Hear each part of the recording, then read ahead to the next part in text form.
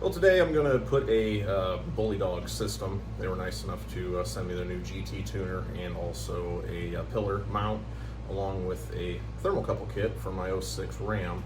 Apparently they did some updates on the hardware or software, I'm not sure, but my rep was asking if I'd be willing to test it to make sure that everything functions properly. I guess these things are just hitting the market, just got in stock on Friday and ordered it.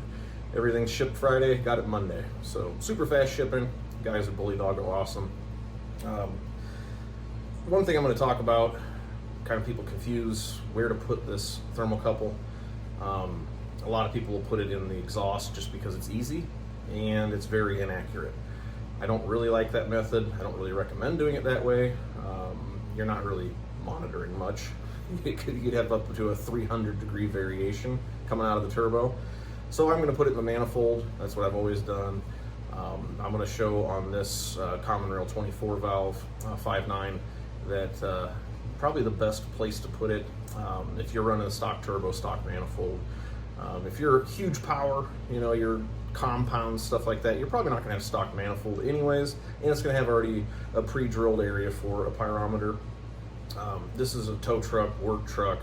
I'm not throwing it on, you know, to try to go burn my trans out tune or anything. So I'll show you where I'm going to put it and kind of explain why I chose this location and a couple tricks, tips on, you know, how to do it, not to get metal and stuff in your actual turbo, which is no bueno.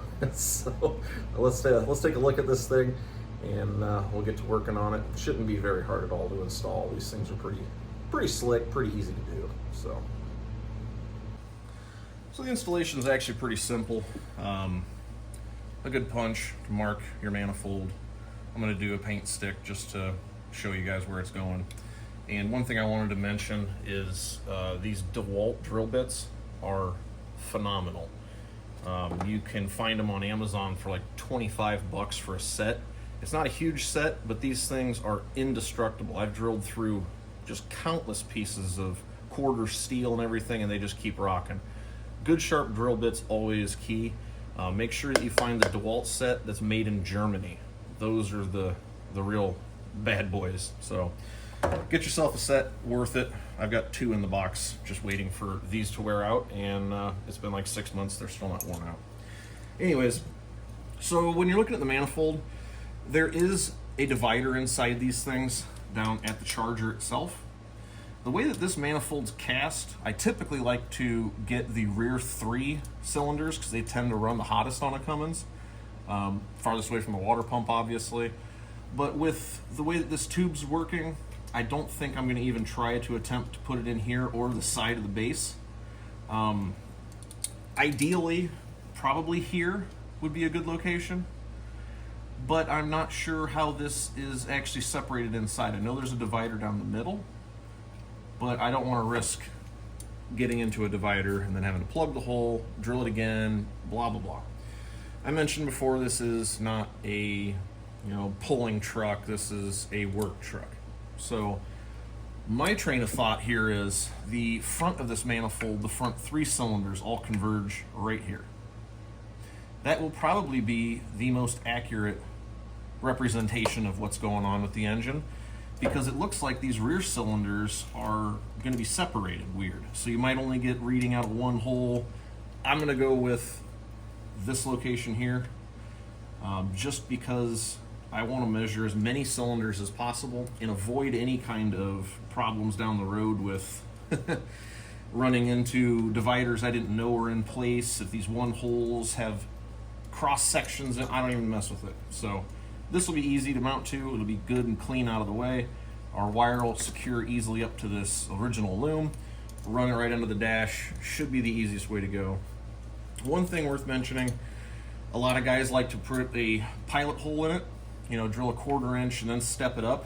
I typically shy away from that just because, in my way of thinking, if you punch a hole small and then go to drill on top of it, there's more chances of flakes getting down into the actual manifold itself. So I'm just going to go low speed, some good cutting oil until I get close to breaking through the manifold. I'll pack the end of the bit with some wheel bearing grease, finish drilling it, and then I'll also show you another trick that I've learned over the years that surprisingly still picks up material even after you tap it. So let's get this hole drilled. Not going to record it because it's drilling a hole, so pretty self-explanatory, but I wanted to kind of tell you where I'm putting it and why I'm doing it and why I decided that. It's just this weird configuration of the rear cylinders into there. I'm not trusting, without pulling the manifold itself, I'm not trusting just guessing and stabbing a hole in it. So I got the hole drilled, really easy. This stuff's about a 1/4 inch thick, about manifold thickness, probably 1/4, maybe 3/8. But anyways, once you get your 1/4 pipe tap out, just pack it with grease in the flutes. And when you're tapping this, go 1/4 turn, 1/2 turn, back it out. 1/4 turn, 1/2 turn, back it out. Don't bind it. I always use a very small ratchet just to keep myself under control and not tighten it too much. You break a tap off in your manifold, you're gonna have a bad time. So just as simple as this. Take your time, be patient. The instructions say to use a 5/16 drill bit. I've always used a 21/64, which is pretty damn close to the same, but I think we're gonna be just fine here. So once this thing bites, starts to cut threads, I will follow that recipe to make sure that she goes in nice and straight. There she goes.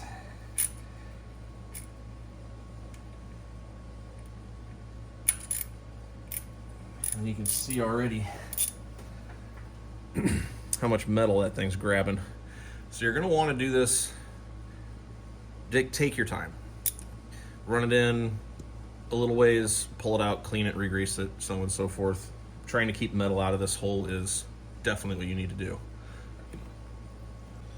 One thing to keep in mind, the pipe thread obviously is tapered, so you do not want to run your tap all the way down to the very end. About 3/4 is where you want to end up. Anything past 1/2, in my opinion, is acceptable. So get at least 1/2 of the tap in there. That way you can actually get this thing to bite and thread in. I cleaned this one a handful of times. You can see the metal it collects.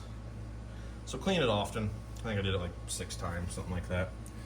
One more thing to keep in mind, which is kind of handy. Get a little pen magnet, and the small ones actually fit down inside the hole.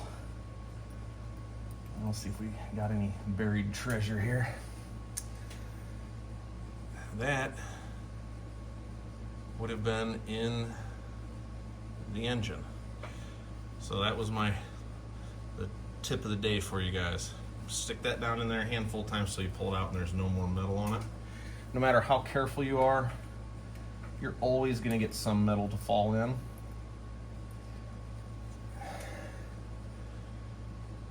Yeah. Doesn't want to focus. Brand new iPhone. Good call. Anyways, so yeah, I'll just keep doing this, and you can see there are actually some pretty decent chunks in there.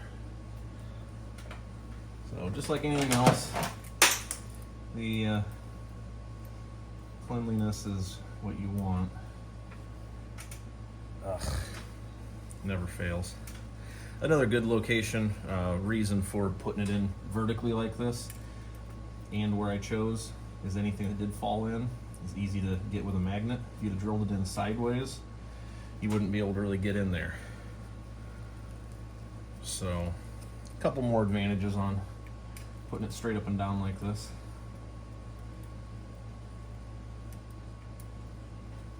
Yeah, we're getting her now. Couple more passes here quick. And that looks like it's it. So that 99-cent Harbor Freight little pocket magnet could have possibly just saved my turbo. Look at all that material that came out, even with greasing, being as careful as you can. I even shop vacked it after I drilled it. You still get that kind of debris in the hole. So once again, these little guys, pretty valuable. So easy enough to install. Don't need to tighten the hell out of it. Don't try to crack a manifold or anything. I stuck a little anti-seize on the fitting going into the manifold. Make sure that your temp probe doesn't actually bottom out in the bottom of the tube. You're going to get a weird reading. So there is a compression ferrule, or whatever you want to call it, that actually seals around the pyrometer lead itself. Just zip tie her up. This is an automatic, like I said earlier. There is a plug for where your clutch linkage would go through. Makes a pretty nice spot for you to drill a hole in. And once you drop your panel down, it even gives you enough room up under here to put your box inside. I don't know if that thing's able to be underneath the hood. It looks pretty waterproof, except for where the actual terminals go in. But I'm definitely going to be mounting it up underneath here. So I'm going to wire it up quick, and then we can secure it to something up under the dash, no problem. But at least there's a lot of room to work. One thing I got to say is the pillar mount is excellent for the money. So nice. Much better than that suction cup. Just a nice clean install, very easy. Getting just a USB, or the not USB, HDMI cable up to the side panel. And this is pretty much just, I mean, 30 minutes, this thing should be done. Connect your display into here, your pyrometer into here, 2 wires for your pyrometer. I ended up drilling a second hole in that clutch plug and feeding the power and ground harness directly through it. And it'll be long enough where I can plug it in the box and terminate at my fuse panel. I'm gonna also run one ground here, which is connected to the battery cable instead of putting an eyelet on it. And yes, I will be cleaning my terminals as well. And then there looks like a PCM ground back here. There is a white wire, they say, to battery ground, which will be front location, which ties to my battery cable. Keyed power, red, going in the box, and then just a chassis ground, black. So far, haven't had to add any wires or anything, and it's going extremely well. I'm very happy with how this is looking. And it's just Bully Dog's quality stuff anyways. A couple more minutes, plug some stuff in. I'll show you where I'm grabbing my power from, and we'll take her for a spin. So I ended up connecting to fuse 38 and 36. This one's for backup lamps. This one was HVAC or something like that. You don't want to connect it to ECM power or anything. This one here has been there. That's for my lift pump power. But yeah, pretty much from like this 20 amp down is kind of your selection. Your 2 bottom positions are what you're going to want to do. You might have an option for your truck that has something in that fuse space, but either way, that's a good one for you. And when you're going in this cover, just take a little notch out. That way your wires don't get pinched in there. Hook up 2 grounds, and we're off and running. So after the installation, which was pretty darn easy, I'd say I had maybe an hour, not even in it, even with filming and stuff like that. Everything fit nice. I think this is probably one of the first installs I've ever done where it came with everything. I didn't have to add length to a wire or anything like that. I was able to use all of the factory stuff they came with, even something as simple as just including a screw for, you know, your gauge pod. They thought of all of it. It's so easy to put in, pretty much plug and play. The power and ground was probably, I guess you'd call the worst of it, which was super easy. Yeah, I'm very happy so far. I'll finish up loading this programmer in, and I'll set up the pyrometer, and we'll take her for a cruise. And I'll kind of compare just their standard bass tune to the Smarty Junior that I had before. I'm very, very happy with this so far. Thank you, guys. One thing that I did notice, which I'm not sure if they even have any programming for, or if it's just how they bring the power in, but the transmission seems to shift better. With that Smarty Junior, it wanted to kind of like, almost kind of skip in between converter lock, kind of flare almost. This one still. I'm very, very happy with this product. It installed incredibly easy. I think it's just a great upgrade, not horribly expensive. I am going to put a link to this package deal that comes with all the pieces for this installation in the notes or the comment section as well. So if you wanted to get this part to improve your truck, it'll be the best price on the internet. This thing is super quick and reactive.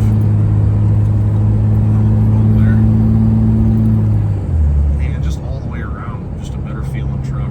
Mid-range is good. I got it on the performance setting now. I probably won't ever put it on extreme just because I know how I am and I will blow this transmission out. So it's pretty much going to stay in tow and performance for me. But yeah, very happy with it. Installation's very easy. Comes with everything you need to get the job done. Take your time, tap that out well, and hopefully you enjoy this video. Hit like and subscribe if you would.